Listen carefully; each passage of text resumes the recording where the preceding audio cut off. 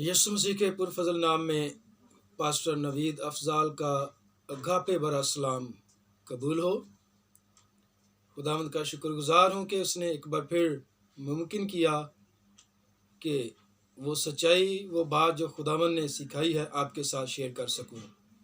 सो आज जिस मौजू पर हम बात करने वाले हैं वो ये है कि क्या मुमकिन है कि यीशु मसीह का पसीना खून बनकर टपके, यानी इंसानी बदन में कोई ऐसा वसीला या वजह हो सकती है। आज हम इस पर गौर करेंगे। इससे पहले हम खुदावंद के कलाम में से आयत मुकद्दसा पढ़ेंगे।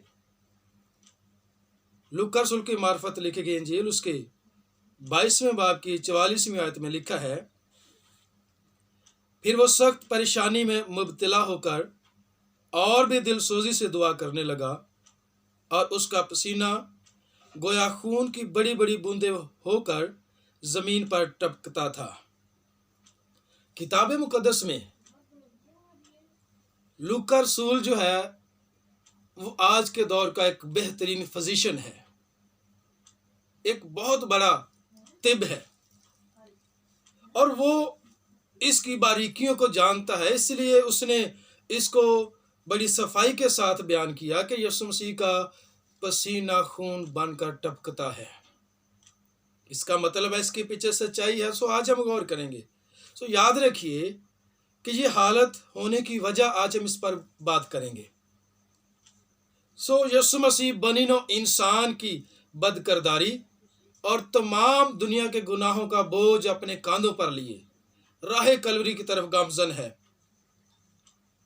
उस इंसान के लिए जो खुदा की सूरत और शबीह पर बनाया गया और जिसको खुदा के जलाल का मज़हर होना चाहिए था, वो अब गुनाह और बदी का गुलाम बन चुका है और रिफाकते खुदा में रहने वाला इंसान गुनाह की वजह से रूहानी गिरावट का शिकार है। इसीलिए मुनज्जिय जहान गतसमनी बाग में नहायत हैरान, बेकरार और नहायत गमगीन है। सो याद रखें कि जान तक दे देने के दावेदार हवारी भी एक वक्त में उसे तन्हा छोड़ देते हैं। उन हवारियों के बावजूद भी यीशु मसीह आलम तन्हाई में अपने आसमानी बाप के साथ खुलूस दिल के साथ दुआ करता है। सो अपनों के तानों और मुखालफत ने अमन और सलामती के शहजादे को जहनी कर्ब और दिमागी उलझन में मुब्तला कर दिया। एक बात याद रखिए कि यीशु मसीह का निजात के काम को पूरा करने के लिए सलीब पर जान देना जरूरी था, यानी इससे पहले यीशु मसीह का जान देना मुमकिन नहीं। क्योंकि किताब मुकद्दस में अगर हम यूहन्ना की इंजील के 10वें बाब की 17वीं और 18वीं आयत देखें तो वहां पर लिखा है, बाप मुझसे इसलिए मोहब्बत रखता है कि मैं अपनी जान देता हूं ताकि उसे फिर ले लूं। कोई उसे मुझसे छीनता नहीं, बल्कि मैं उसे आप ही देता हूं। मुझे उसके देने का भी इख्तियार है और उसे फिर लेने का भी इख्तियार है। ये हुक्म मेरे बाप से मुझे मिला है। यानी यीशु मसीह अगर जान देने तक अपने आप को पेश करता है तो उसमें उसके बाप की मोहब्बत पोशीदा है। यीशु मसीह का पसीना खून बनकर टपकना जरूरी था क्योंकि शिद्दत दुख की वजह से ऐसी हालत में इंसानी बदन का ब्लड प्रेशर इंतहाई अरूज पर पहुंच जाता है।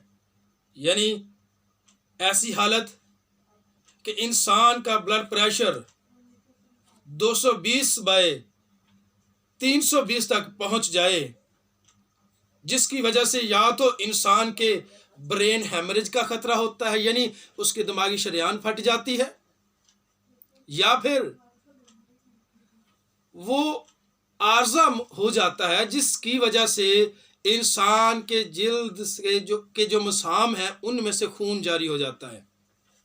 सो मुमकिन नहीं था कि यीशु मसीह का ब्रेन हैमरेज हो और यीशु मसीह की मौत गतसमनी बाग में हो जाए।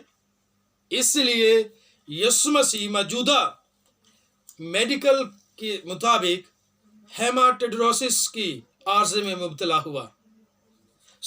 یہ ایک ایسا عارضہ ہے کہ جس میں جذبات کی انتہائی شدت کی وجہ سے انسانی بدن کے اندر پریشر اس طرح بڑھ جاتا ہے کہ جو پسینے کے غدود ہیں جس سے ہماری جلد میں سے پسینہ نکلتا ہے، ان میں سے خون کا سیلان جاری ہوتا ہے، اور اسی عارضے کو ہیماٹوڈروسس کہا جاتا ہے. یسوع مسیح اتنے دکھ اور کرب میں مبتلا ہیں. اور ایک خاص بات یہ بھی ہے کہ ایسی حالت میں صرف انسان کا خون ہی ضائع نہیں ہوتا، بلکہ جو پسینے کے غدود ہیں یعنی سویٹ گلینڈز جو ہیں، ان کے ریپچر ہونے کی وجہ سے انسانی جلد، انسان کے بدن میں انتہائی درد ہوتا ہے. اگر انسانی بدن کا اپنا ہاتھ بھی لگے تو برداشت نہیں کرتا. یسوع مسیح کے دکھوں کی انتہا دیکھیے کہ انسان کی نجات کی خاطر ابھی صلیب کا دکھ، کوڑوں کی مار اور باقی سب دکھ ابھی باقی ہیں. یہ صرف اس دکھ کی شدت کا آپ دیکھیے کہ کس انتہا کو پہنچ چکا ہے کہ اس کا بدن بھی انتہائی درد اور تکلیف میں مبتلا ہے.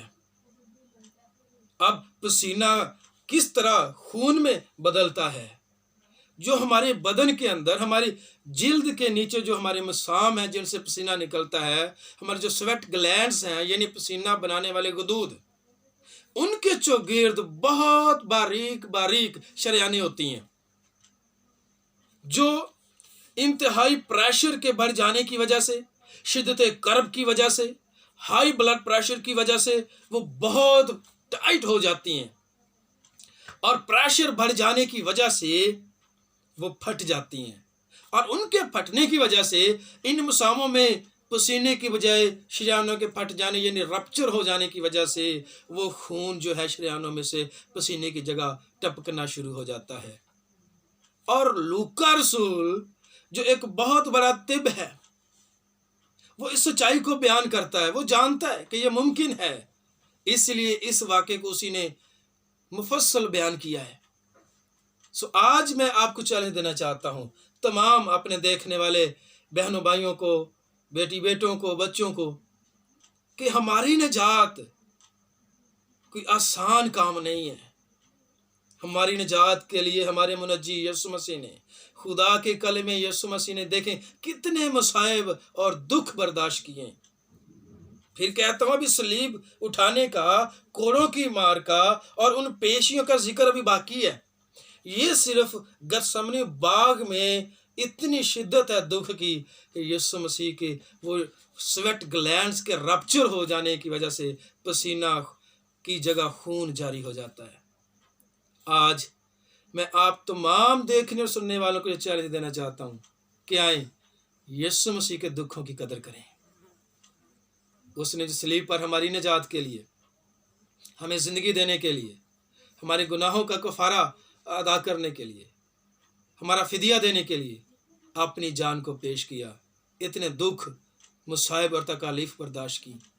آئیں آج اس سال اس موقع پر ان دکھوں کو، یسوع مسیح کے ان دکھوں کو سامنے رکھتے ہوئے یسوع مسیح کو اپنا شخصی نجات دہندہ قبول کریں، اور شخصی نجات دہندہ قبول کرتے ہوئے اپنے گناہوں سے توبہ کریں، اقرار کریں، اس پر ایمان لے آئیں، اور خدا باپ، خدا بیٹے، خدا روح القدس کے نام سے پانی کا بپتسمہ پا کر اس کے خاندان اور کلیسیا میں شامل ہو جائیں اور اپنے بدن سے اس کا جلال ظاہر کریں.